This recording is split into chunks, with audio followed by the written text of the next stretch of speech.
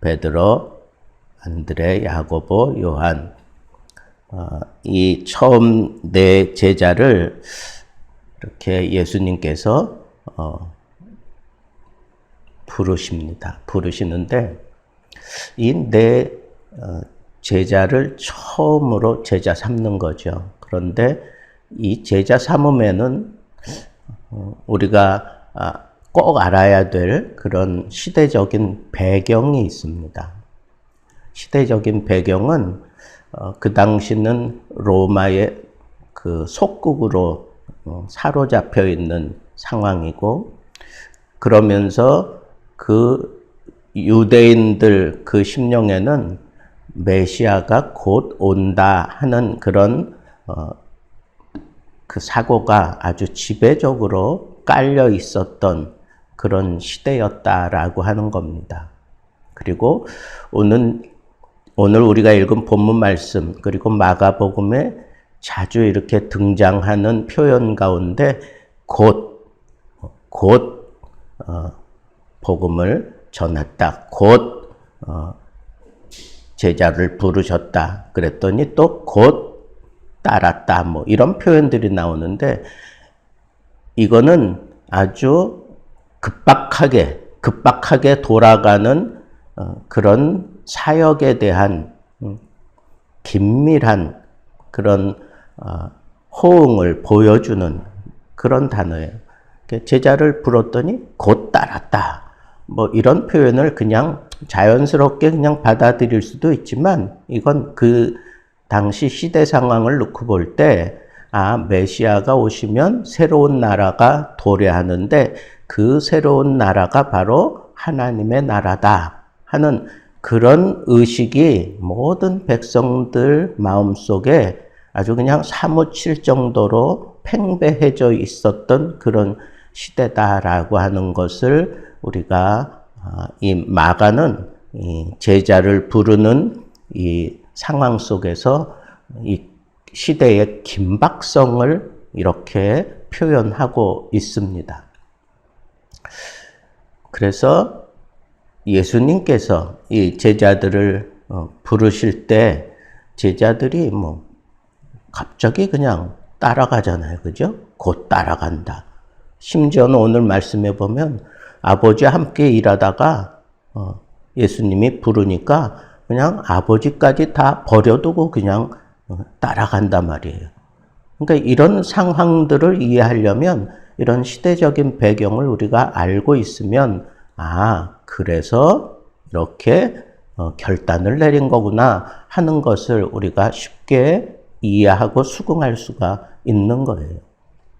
자, 이런 시대적인 상황도 있지만, 마가복음에는 생략되어 있지만 이 네 제자를 부를 때의 그 상황을 좀 자세하게 표현하고 있는 누가복음 5장 같은 데 보면, 예수님께서 먼저 그 배를 빌려서 그 배에 앉아서 아니면 그 해변가에서 사람들을 모아놓고 하나님 나라에 대한 복음을 먼저 전하는 장면이 나와요. 그러니까 예수님의 이 설교, 예수님의 이 가르침이 있고 난 다음에 그 다음에 제자들을 부른 것으로 그렇게 누가복음에는 기록이 되어 있어요. 그렇다면 이 제자들이 이렇게 긴박하게 요청할 때 아무 미련 없이 그냥 자기 생업을 다 내려놓고 따랐단 말이에요. 그러면 베드로 같은 경우는 가난한 어부인데 자기가 그 생업을 그냥 내려놓고 예수를 전적으로 따라 나서면 그러면 그 가족들은 어떻게 하라는 거예요?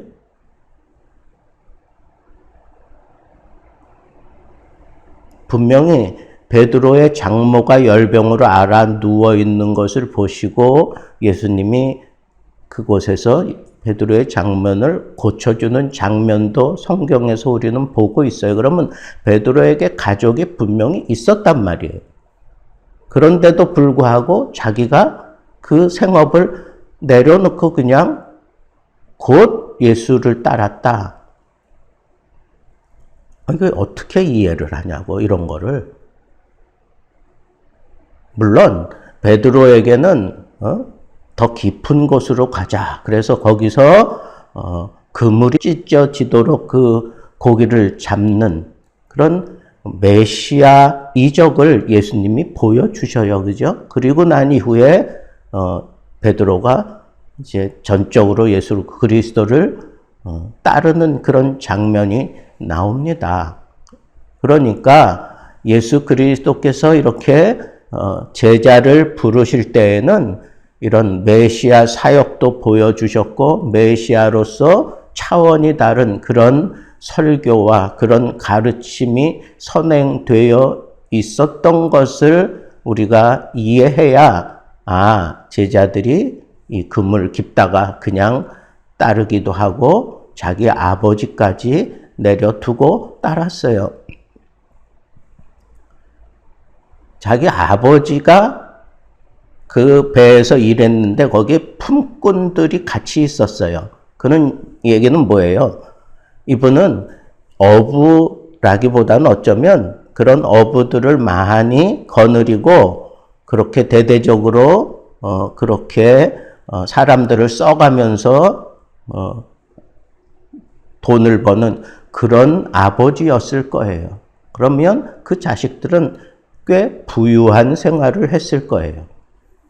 그러면 그런 부유한 생활을 하고 있었는데 자기들 삶이 그렇게 빈공해서 그렇게 따른 것도 아닌데 그러면 예수 그리스도께서 이렇게 강력하게 메시아 사역을 통해서 보여주고 가르침을 통해서 저분은 우리와 차원이 다른 분이구나. 정말 저분에게서 어떤 메시아를 그들이 느끼고 그리고 무언가 깨달았기 때문에 따른 것이다 라고 우리가 봐야 한다는 거예요. 그러니까 그런 강력한 요청에 제자들도 아주 순종적인 결단을 하고 따르게 되었던 거예요. 그런데 저는 오늘 말씀에서 그런 상황 속에서 예수님이 아주 매혹적이며 그리고 아주 차원이 높은 그런 비전을 제시한 것을 우리는 또 다른 말씀 속에서 찾아야 합니다. 그게 뭐예요?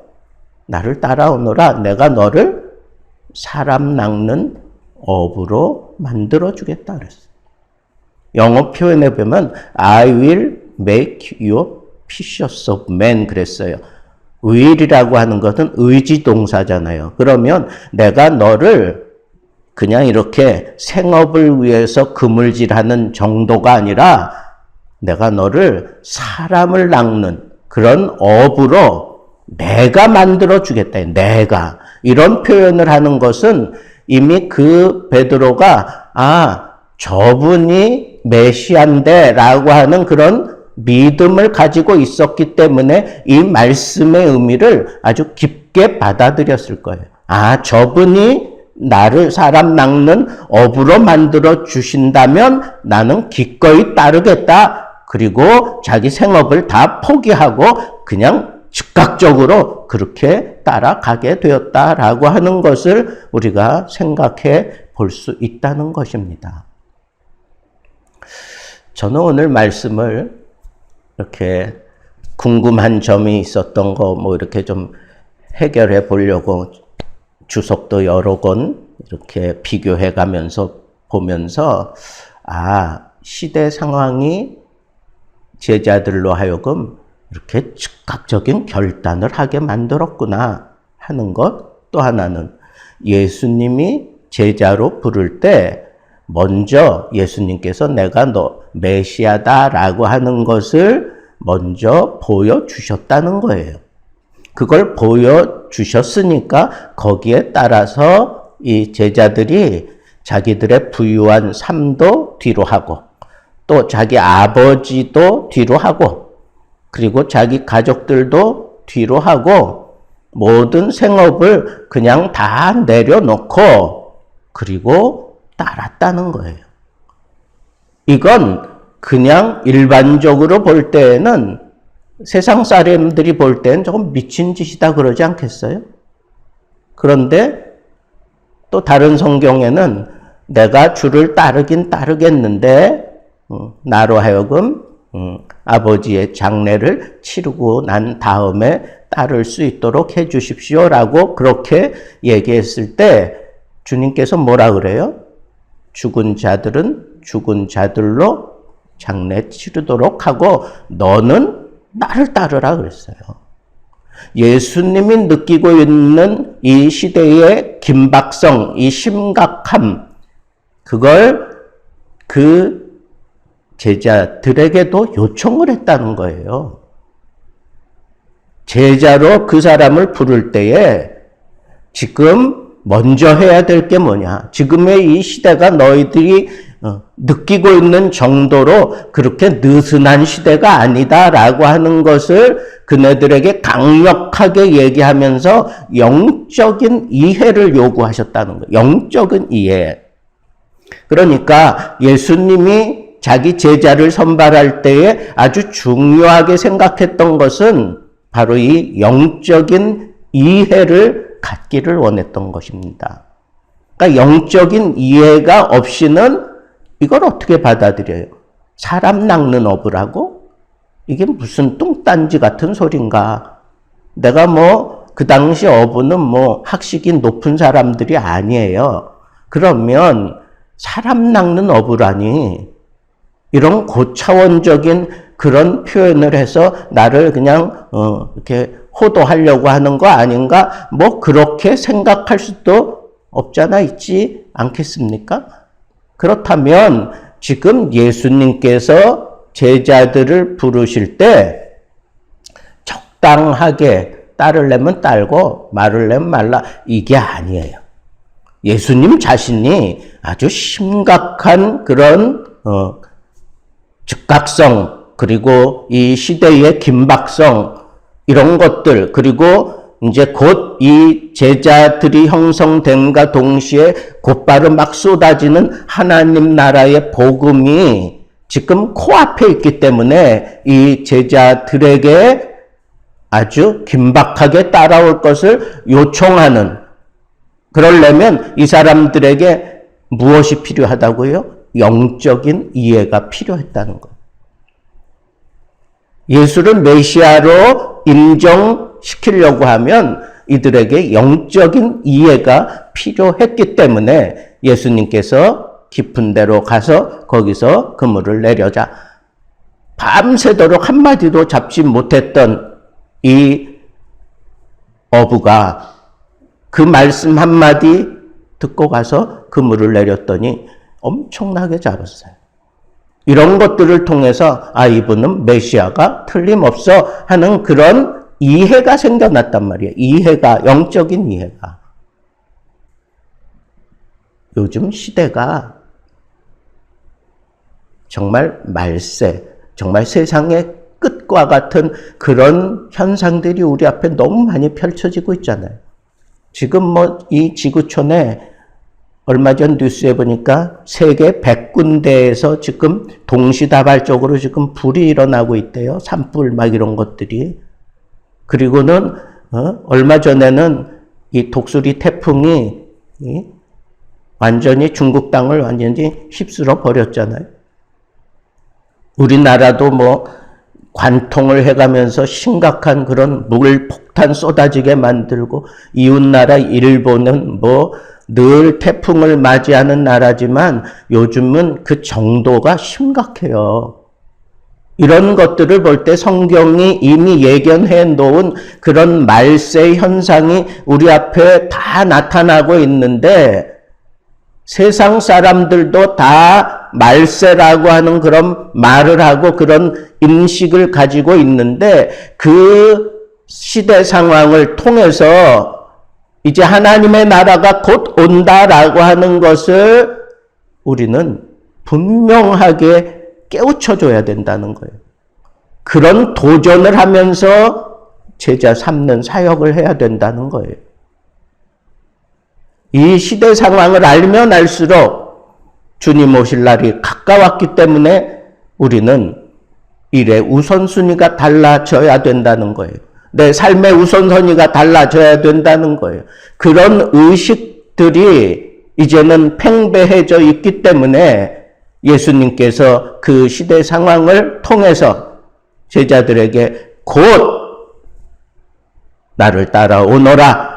그리고 그 시대 상황을 타개해 나갈 수 있는 사람 낚는 업으로 만들어 주겠다 하는 이런 영적인 도전을 적절하게 그 제자 될 만한 사람들에게 보여주면서 메시아이심을 분명하게 선언하고 그것을 받아들이고 그리고 과감하게 결단력 있게 모든 것을 다 버려두고 따르게 만들었다라고 하는 이 사실을 우리가 생각할 때 나에게 적어도 이 시대에 대한 분별력이 있어야 된다는 거예요.